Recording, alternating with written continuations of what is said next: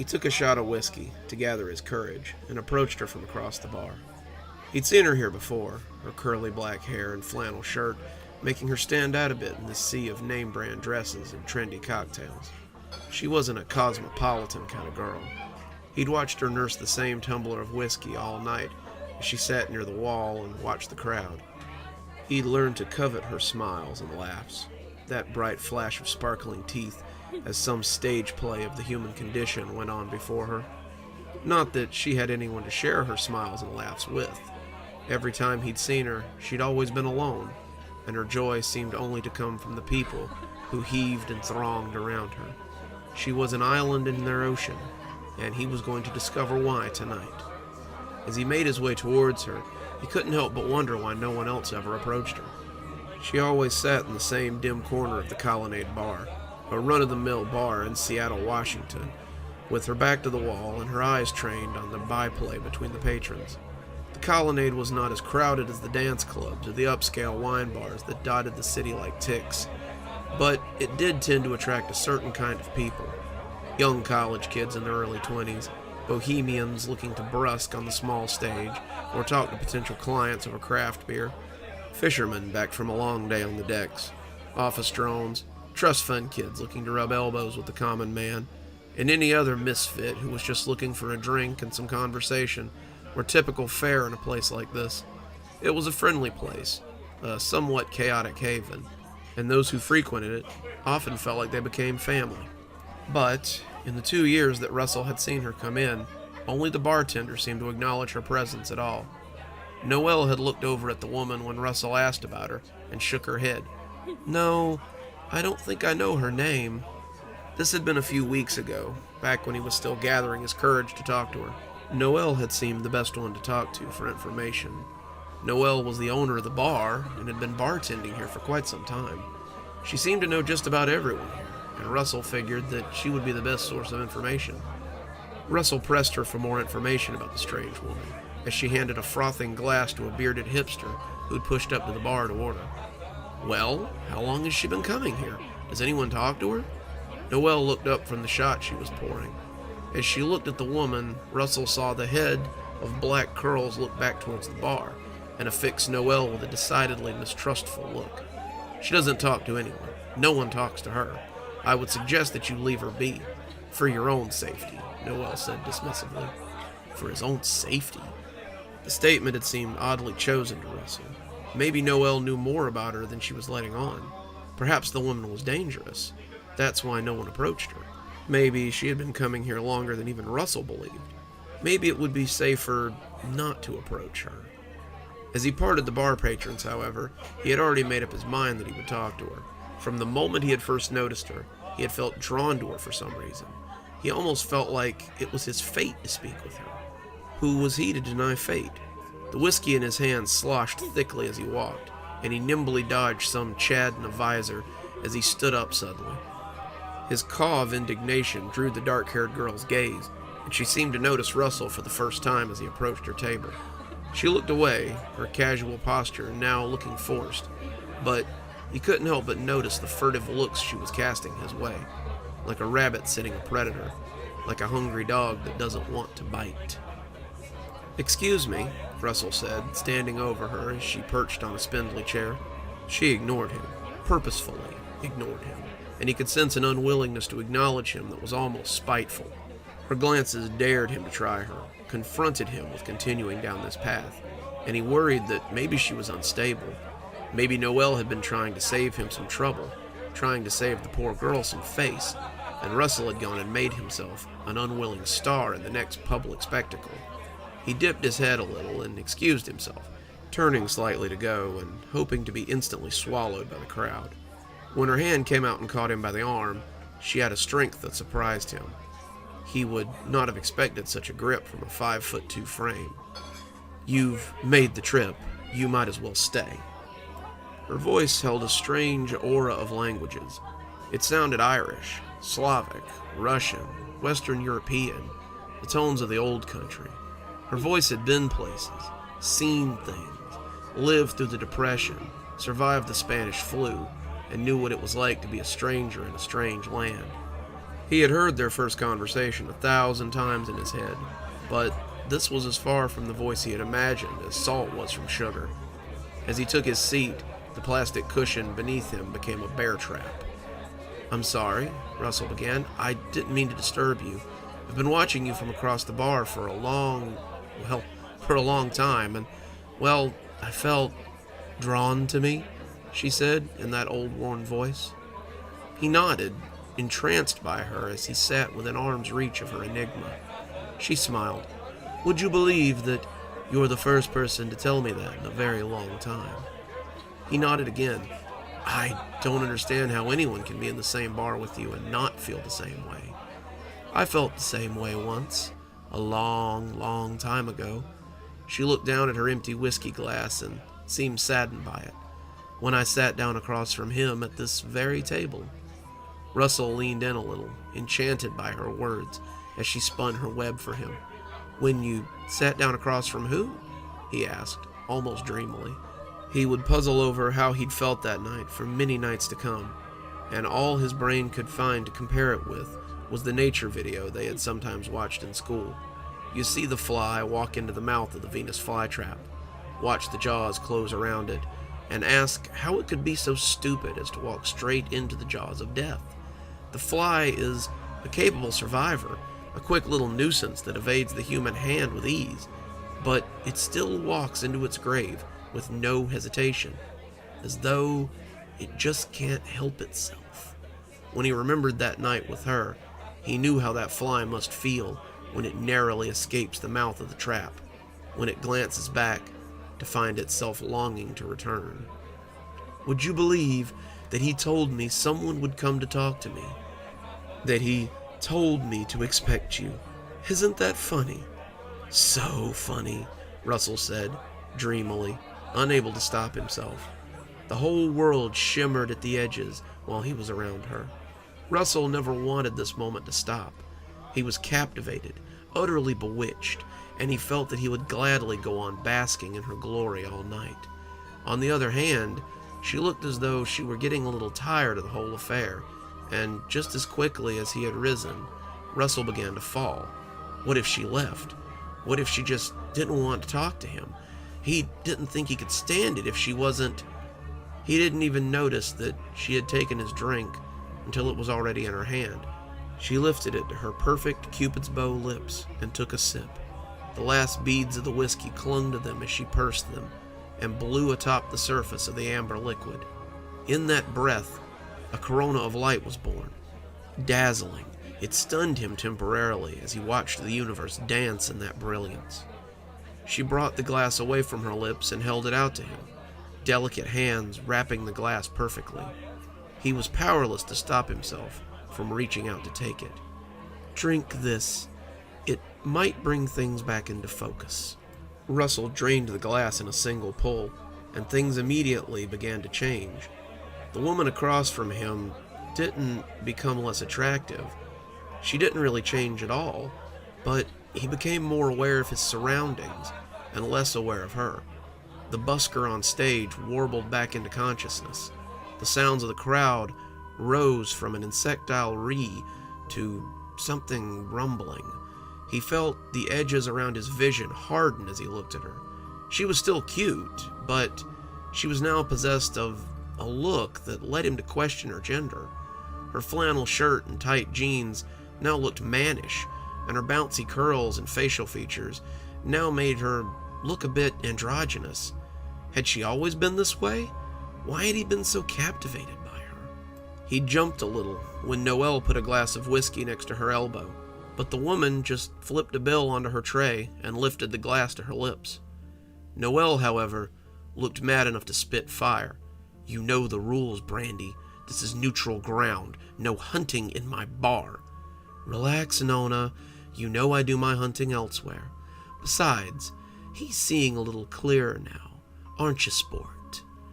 Russell nodded and told Noelle he wanted another whiskey. She nodded, but she gave him a sad look that was equal parts pity and disappointment before leaving. He suddenly felt like a disobedient teenager whose parents have waited up for him after he stayed out all night.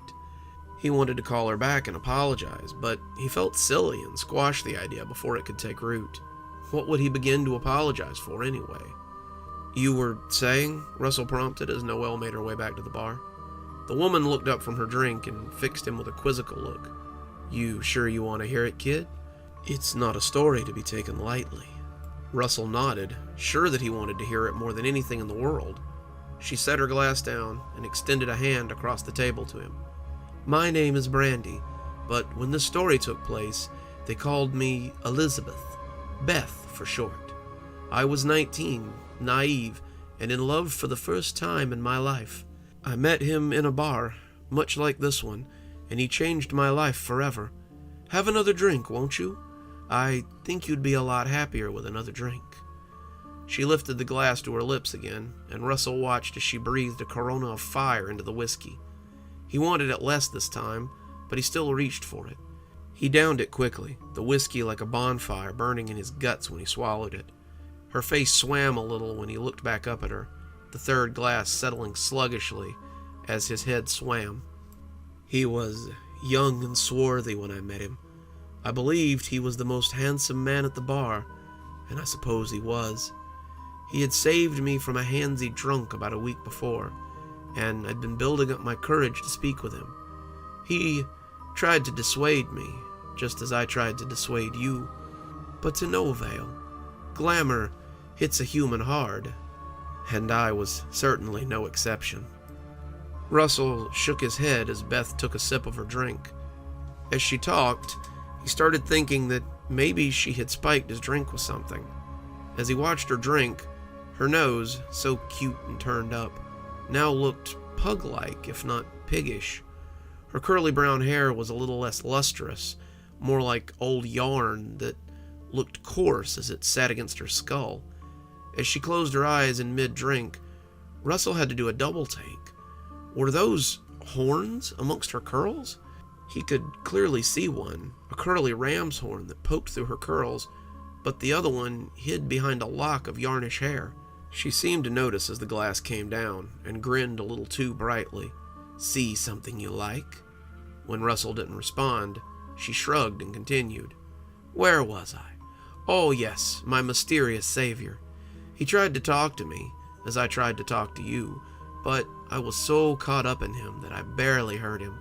Finally, he did as I have done. Only then I was able to break through my own desire. He apologized for what he had done, for giving me what he called a curse, and began to tell his own story." She took a sip from her drink and shrugged at Russell. "I won't bore you with the long version. Don't think we have time anyway." The soft buzz of the bar around him sounded like the quiet voices of insects. Russell didn't know how long he'd been talking, but he was surrounded by a different kind of glamour now. The longer he listened to her, the less human she appeared, and the more he feared what she had to say. Her ears were becoming long and bat-like, long black hair curling up from them. Despite this, he couldn't look away. There was still some of that beauty there, like an unfinished wooden idol that begged to be carved. The story demanded to be finished, demanded that he receive it. He told me that he had found himself taken with a young man in Greece when he was around my age. This young man had tried to turn him away, but finally had shown him what lay beneath the glamour and the terrible curse that he must now bear. The man I spoke to was a Brandylou, just as the man who gave him the curse was, just as I am, and just as you will be." Russell sat back a little. "Me? But why am I, who have drunk of my essence? The pact is already forged. Brandylou are creatures outside of time, capable of living for thousands of years, or for a single hour, whatever fate she desires." "She?" Russell asked tentatively. "We, and there are more of us, are servants of the Pale Lady. She brings the green. She defeats he who devours, and she keeps the world in balance. We serve her as we serve all growing things. We serve her by thinning the herd." That sent a chill down Russell's spine. The man who turned him never told him that. He told him all the rest, but never told him of his purpose. as we sat in the hot bar on a summer night at the turn of the 19th century. He told me of his first time. He told me how he realized his true purpose. She leaned in close, and when she smiled at Russell, he could see her teeth were long and fearsome. "Drink this one slowly, while I tell you of the horrors that await you." She handed him the whiskey, but Russell hardly wanted it. I remember barely being able to process what had happened when suddenly he was gone. I panicked and staggered out of the bar in a haze of spirits. I heard Noelle screeching behind me, but I didn't stop until the nightlife had enveloped me. There was an emptiness in my guts, and suddenly I felt the need to be as empty as that feeling. I retched and retched, the passers-by diverting around me. When all that was left was dry and painful heaving, I began to stagger home. He had forgotten one essential part, you see. He forgot to tell me that my first time would be the worst.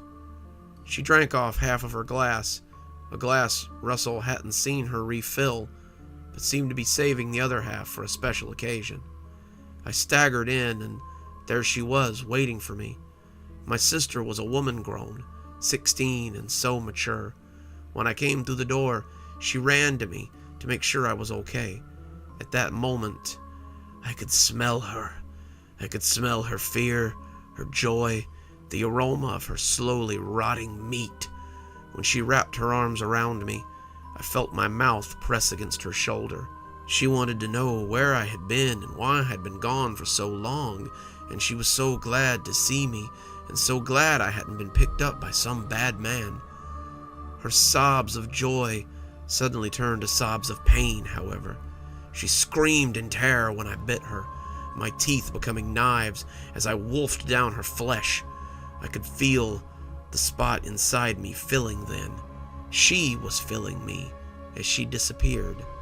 I discovered my purpose then. When the voices came to see what all the ruckus was about, I hadn't left a bone or a shred of flesh to mark her as someone that ever existed. She finished the glass and called for another. Her cheeks had become very red, and when she looked at him, he could see her face had taken on a distinctly goatish cast. She looked only partially human, half human, more beastly all the time as the two of them talked. He heard the sound of hooves beneath him, heavy equine steps on the marble floor, but he dared not look at what other horrors now surrounded him. So I left. I left and kept running until I found myself here again. I held no illusions that I would have 600 years, but I've seen much of the world in my century of life.